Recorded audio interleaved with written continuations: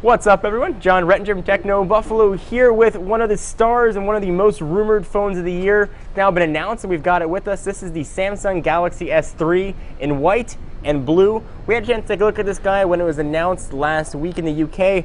First time I've had a chance to take a look at it. Let's go ahead and explore it a bit together.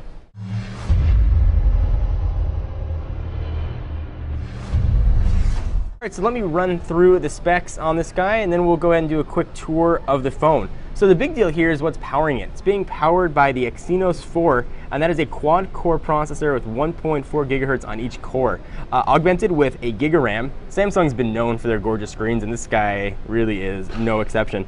It's a 4.8-inch HD Super AMOLED screen, and of course, it's got to be HD, so it's 1280 by 720, and of course that's always measured diagonally, and it's 1280 by 720. From a storage standpoint, it can be available in 16, 32, or 64. It is running ice cream sandwich. The best ice cream sandwich demonstration I can show is multitasking, which Samsung left alone. You can see that it's pretty standard, which I like. You can see all different applications. You could swipe them right off from there. On the camera standpoint, on the back, we've got an 8 megapixel shooter.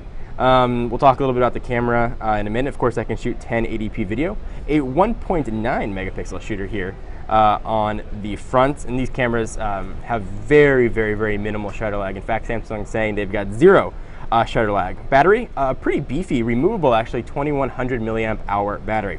Bluetooth 4.0, NFC, the rest of the stuff you'd expect. All right, but let's take a look at the phone itself. They said it was designed by nature and very Pebble-esque. And I was a bit skeptical when I heard that being announced. But as you use the phone and you take your finger and scroll across the screen, it feels very smooth. And that's sort of an odd thing to say. But when you go ahead and take a look at this device in the store, you'll feel that everything feels just very, very silky smooth. This phone has been very quick to use in just a few minutes that I've had it. I'll reserve my full opinions for a review, but initial blush, there is no sort of Android lag at all on this phone. Things open very, very quick. One of the things that actually I was most impressed by, if you go and open up the keyboard, for example, you can see just how fast it moves as you move your finger over. It's generally been a test that I've used for latency, and this one really doesn't have any. As fast as my finger can go, this can keep up with it. So let's talk a little bit about the design. We've got that one big home button, which is a carryover from the international Galaxy Note and Galaxy S2 we've seen. We don't have any US carrier information, so whether or not that home button will stay when it presumably comes to US shores is yet to be seen. Hiding behind, and actually hiding next to that big home button, we've got two hidden capacitor buttons. We've got a menu button, which you can guess that pulls up a menu, and we've got a back button. And you're probably asking, how do you multitask? Well, you hold down that home button, and you can go ahead and get to that multitasking button. So Samsung has tweaked and refined TouchWiz here. So a few of the most notable tweaks is the lock screen. So if you go ahead and lock the phone and unlock it, you can now launch applications. You can customize what these four are right from the lock screen. You can see weather and a few other options, and if you want to open them, you just tap it and drag it up. Pretty much what you'd expect. There are also some sort of neat gesture controls in here. Now these are pre-production models, so let me say that and we'll test how everything's working. If you want to open the camera without having to unlock the phone from the lock screen, if you put your finger on it and you tilt, it should, in theory, launch the camera. And it did launch the camera, which is a very nice segue to talking about the camera options here. And we'll bring in the blue guy and we'll take a look at that shutter lag or presumed zero shutter lag. So let's take a picture. Took a picture very quickly. You can tap to focus the rest of the stuff that would be expected now from a modern camera phone. From a camera setting standpoint, we'll take a quick look at what we got. Self-portrait for taking all your Facebook duck lips pictures. I know you guys like to do. I do them too. You should see my duck lip pictures. This can make people run in fear. So a quick look at the camera.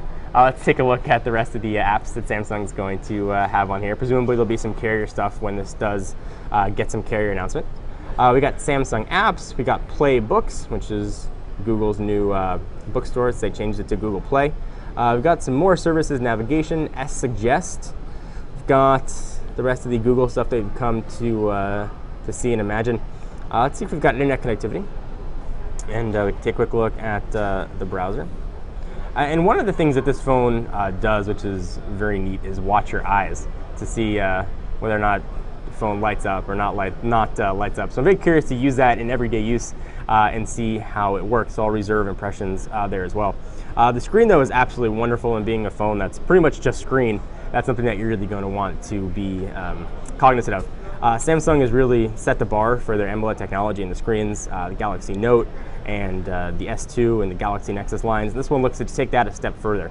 It's not a revolutionary screen, but it's an evolution of a very, very impressive display. So whether or not you're looking to get a new phone over the next few months, the Galaxy S3 definitely deserves top spots on your list. I'm John Renger from Techno Buffalo. This has been a first look at, this is the white Galaxy S3, then we've got the blue Galaxy S3 for you here as well. So what do you guys think? Is this phone going to be the next one to grace your pocket for the next 2 years?